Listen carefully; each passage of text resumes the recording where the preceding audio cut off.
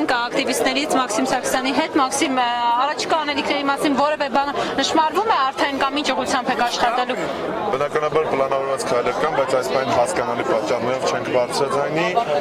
հետագա քայլերի մասին մամուլն ու հանրությունը բնականաբար կտեղ է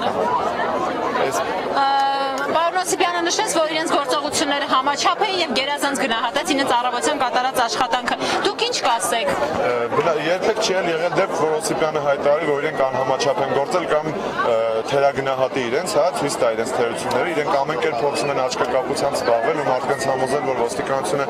ամեն ինչ անում է համաչափ ու նորմալ, բայց բոլորս տեսանք այդ թվում եւ այդ պահին բաժիններից դուրս գալուց, այդ թվում բաժիններ եկած շտապօգնության մեքենաների քանակից, որ դա եղել է անհամաչափ։ Իսկ խաղաղ ցուցարարների հանդեպ ուժ է կիրառվել, դա վկայում է նաեւ մարդկանց վրա բռնության հետքերը, մի հոգու ձեռքի մատն է դուրս եկել հատեղից, ուղեղից ընթրում կա, այսինքն բազմաթիվ դեպքեր այսօրվա հետ կատարված ցույց են տալիս, որ եղել է բռնություն, անկախ իր հայտարարություններից, որ չեն եղել այդ դուբինկաներով, հա, մի դա էր պակաս։ Դուբինկաներով է լինեին ու վերջ։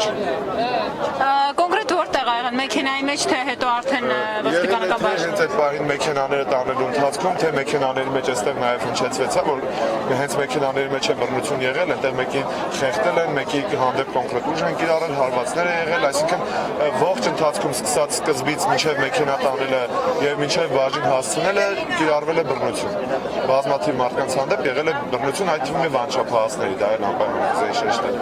Նշվեց, որ երթ չի թույլատրվելու, ձեր ծրագրերում նախատեսում եք դուք դա այսօր կամ առաջիկա։ Ճիշտ ասած, այսօրվա հավաքի հետ ես մանրամասն չեմ հասցրել տեղեկանալ, քանի որ առավոտյան եղել եմ ոստիկանության բաժնի դիմաց, հա, այնտեղ հասկանալու համար քանի հոգի են ովքեր են։ Հիմա կփորձենք ճշտել ինչ է պլանավորված այս ամեն ինչի շրջանակներում ու ըստ դրա արդեն երևա ինչ կան։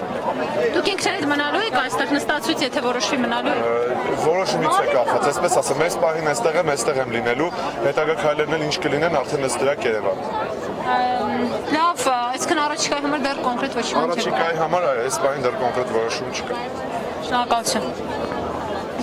Ամենից ուղիղ եթերում զրուցում էինք ակտիվիստներից Մաքսիմ Սարգսյանի հետ։